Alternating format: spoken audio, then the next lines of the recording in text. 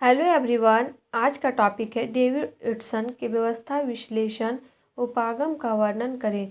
राजनीतिक व्यवस्था विश्लेषण के क्रम में व्यवस्था शब्द का अर्थ जानना आवश्यक है।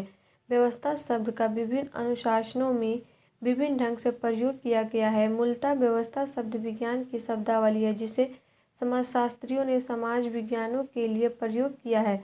मानव शास्त्र, समाजशास्त्र तथा मनोविज्ञानों में इसके प्रचलन से प्रभावित होकर स्टर्न, आमंड तथा पॉवेल ने राजनीति शास्त्र के क्षेत्र में व्यवस्था विश्लेषण सिद्धांत को अपनाया। बर्टलेफी नामक विद्वान के मतानुसार व्यवस्था अंतःक्रियाशील तत्वों का समूह है। कॉलिन चेरी के शब्दों में व्यवस्था एक संपूर्ण है जो संघटक लक्षणों के विभिन्न निर्माणक भागों से सम्मिश्रित रहता है। हॉल एवं फेगन ने कहा है कि व्यवस्था वस्तुओं में परस्पर तथा वस्तुओं और उनके लक्षणों के बीच संबंधों सहित वस्तुओं का समूह है। इन परिभाषाओं के आधार पर हम कह सकते हैं कि व्यवस्था एक विशिष्ट संरचनात्मक संबंधों और निश्चित प्रक्रियाओं के आधार पर एक दूसरे के साथ संबंध रखती है। राजनीतिक व्यवस्था व्यवस्था विश्लेषण सिद्धांत की व्यवस्था करने के पूर्व राजनीतिक व्यवस्था के अर्थ और उसकी विशेषताओं के संबंध में जानना अति आवश्यक है। रॉबर्ट डाल के अनुसार राजनीतिक व्यवस्था मानव संबंधों का वह अस्थायी स्वरूप है जिसके अंतर्गत शक्ति, नियम और सत्ता महत्वपूर्ण मात्रा में निहित हो। डेविडसन ने कहा है किसी समाज में पारस्परिक क्रियाओं की ऐसी व्यवस्था को जिससे उस समाज में बाध्यकारी या अधिकारपूर्ण नीति निर्धारण होते हैं राजनीतिक व्यवस्था कहा जाता है। अनेक वर्षों के बाद डेविडसन ने राजनीतिक व्यवस्था की और भी निश्चित एवं सुस्पष्ट परिभाषा दी है। राजनीतिक व्यवस्था स्वयं में परिपूर्ण सत्ता है जो उस वातावरण या परिवेश जिससे वह घिरी हुई होती है और जिसके अंतर्गत प्रचलित होती है स्पष्टता प्रत्यक्षणीय रहती है। आमंड तथा पॉवेल ने राजनीतिक व्यवस्था की परिभाषा देते हुए कहा है राजनीतिक व्यवस्था से इसके अंगों के आत्मनिर्भरता और इसके पर्यावरण में किसी न किसी प्रकार की सीमा का बोध होता है। उन्होंने राजनीतिक व्यवस्था के अंगों की आत्मनिर्भरता को स्पष्ट करते हुए लिखा है पारस्परिक निर्भरता से हमारा तात्पर्य है कि जब किसी व्यवस्था में किसी अंग के गुणों या लक्षणों में परिवर्तन होता है तो इससे सभी अंग और संपूर्ण व्यवस्था प्रभावित होती है।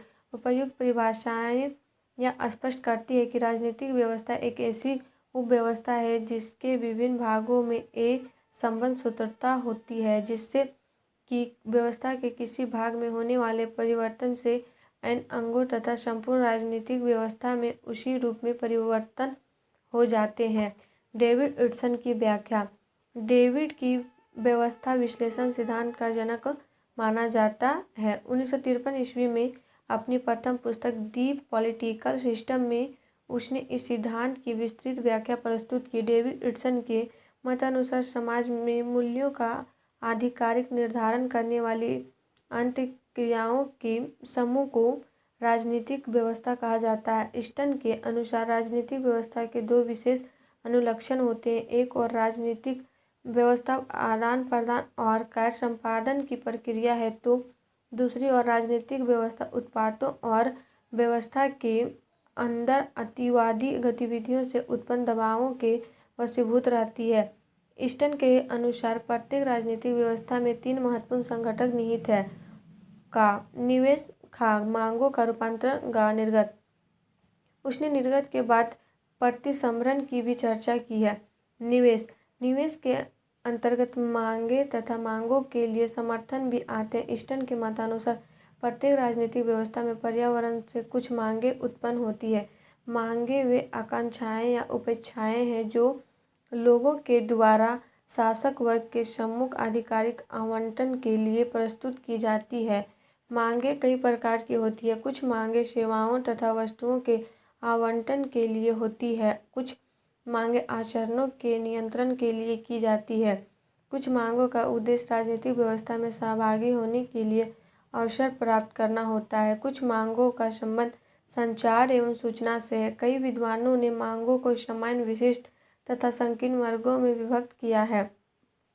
समर्थन के बिना मांगों का ना तो कोई औचित्य है और ना ही शासक वर्ग उन पर कोई ध्यान देता है। यदि राजनीतिक व्यवस्था में समर्थन की उपस्थिति नहीं है तो मांगों का निवेश के रूप में विधान करना संभव नहीं है। ईस्टन ने समर्थन की परिभाषा इस प्रकार की है: राजनीतिक विकास को उन्नत या अवरुद्ध करने वाली क्रियाएं या अनुस्थापन के रूप में प्रस्तुत ऊर्जा को समर्थन कहते हैं। मांगों की तरह समर्थन भी कई प्रकार के हैं। मांगों का रूपांतरण। मांगों का रूपांतरण वह प्रक्रिया है जिसका प्रयोग सत्ता या शासकों को संबोधित मांगों को अस्वीकार करने, उनको पूरा करने या उनमें रद्दोबदल करने के लिए किया जाता है। मांगें अनेक होती है। सभी मांगों को एक साथ पूरा करना ना तो सहज और ना संभव ही। मांगों को पूरा करने के लिए कई विधियों द्वारा उन्हें कम किया जाता है या कुछ मांगों को मिलाकर एक मांग का रूप दिया जाता है। राजनीतिक व्यवस्था में रूपांतरण की प्रक्रिया का अत्यधिक महत्व है, क्योंकि इसके द्वारा शासकों के समर्थन में कमी बेशी आ जाती है। अतः मांगों का रूपांतरण इस तरह किया जाता है जिससे समर्थन बढ़े। यदि समर्थन में कुछ मांगों के कारण कमी आ जाती है तो उसे रोकने के लिए तथा समर्थन में वृद्धि के लिए आवश्यक प्रयास किए जाते हैं। निर्गत। निर्गत राजनीतिक व्यवस्था का महत्वपूर्ण संघटक है। व्यक्तियों द्वारा प्रस्तुत की गई मांगों पर राजनीतिक व्यवस्था के निर्णय को निर्गत कहा जाता है। लोगों द्वारा की गई मांगों की पूर्ति के उद्देश्य से राजनीतिक व्यवस्था कुछ न कुछ निर्णय लेती है। ये राजनीतिक निर्णय ही निर्गत कहलाते हैं। निर्गत दो प्रकार के होते हैं: आधिकारिक निर्गत और सह या संबद्ध निर्गत। आधिकारिक निर्गत वे निर्गत हैं जो सामान्य अधिनियमों से लेकर न्यायालय के विशिष्ट निर्णयों के रूप में अभिव्यक्त होते हैं। ये निर्गत बाध्यकारी हैं। सह या संबद्ध निर्गत बाध्यकारी नहीं है, ये निर्देशात्मक है। कुछ समीक्षकों के अनुसार शासकों की पत्रिकाओं को सह-निर्गत कहा जा सकता है। प्रतिसंहरण। डेविड इट्सन ने प्रतिसंहरण के महत्व पर भी अत्यधिक बल दिया है।